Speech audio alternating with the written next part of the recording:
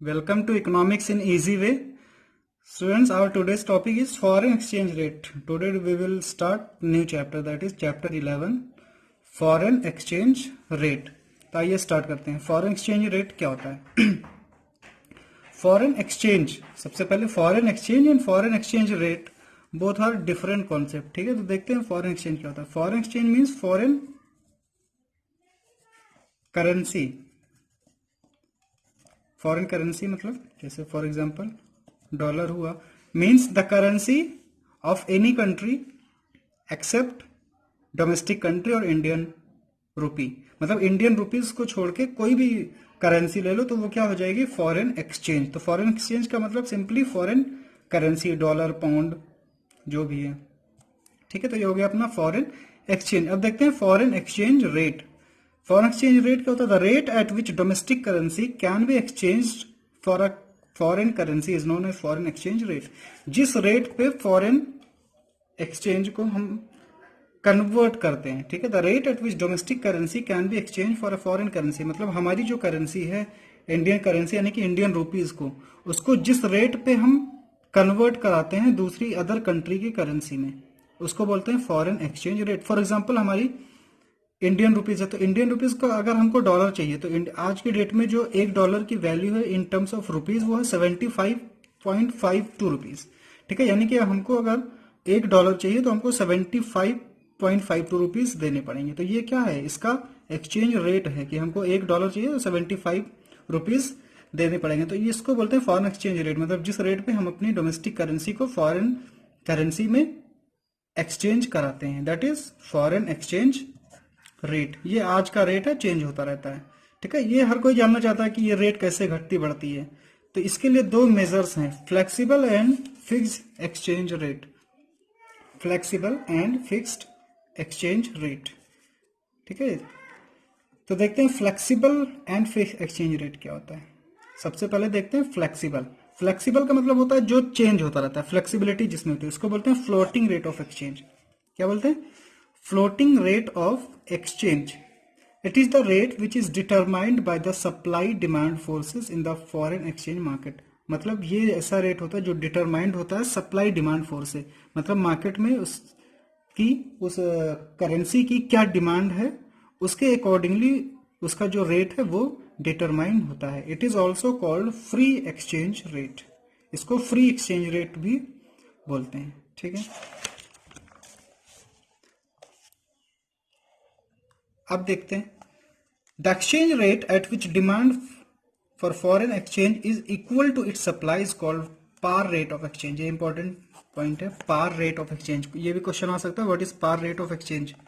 The exchange rate at which मतलब जिस rate पे डिमांड और उसकी सप्लाई इक्वल हो जाए.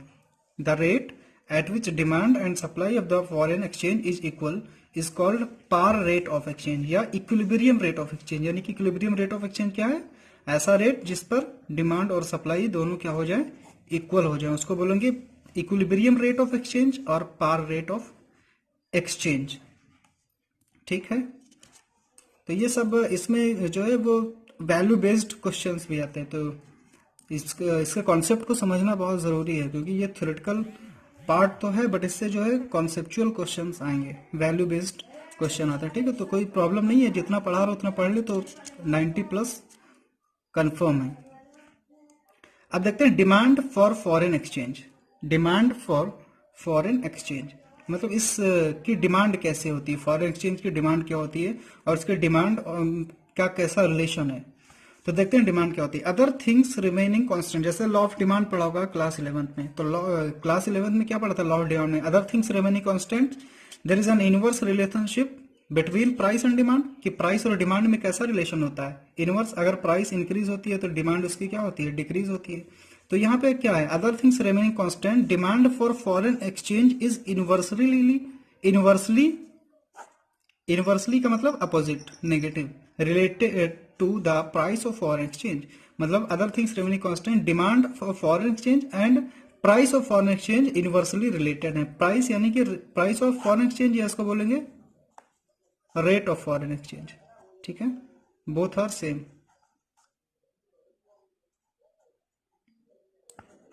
तो यहां से क्या बात पता चली डिमांड फॉर फॉरेन एक्सचेंज में, कि रेट ऑफ फॉरेन एक्सचेंज और इसके डिमांड फॉर फॉरेन एक्सचेंज में इनवर्सली रिलेटेड है। यानी कि रेट ऑफ फॉरेन एक्सचेंज अगर इंक्रीज होगा तो फॉरेन एक्सचेंज की डिमांड क्या हो जाएगी, डिक्रीज हो जाएगी।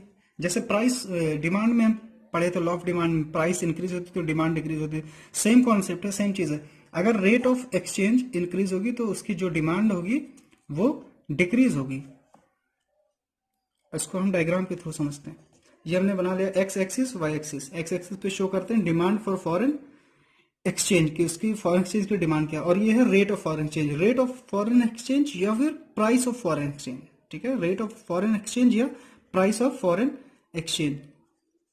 अब इसमें हमने जो लॉ ऑफ डिमांड का कॉन्सेप्ट लगा देते, अब ये रेट है तो रेट को अगर हम इंक्रीज करेंगे, यानी the more the rate of exchange foreign exchange that the quantity demand of foreign exchange will be less. ठीक है, तो बनाते हैं, पहले एक स्टैंडर्ड बना लेते हैं।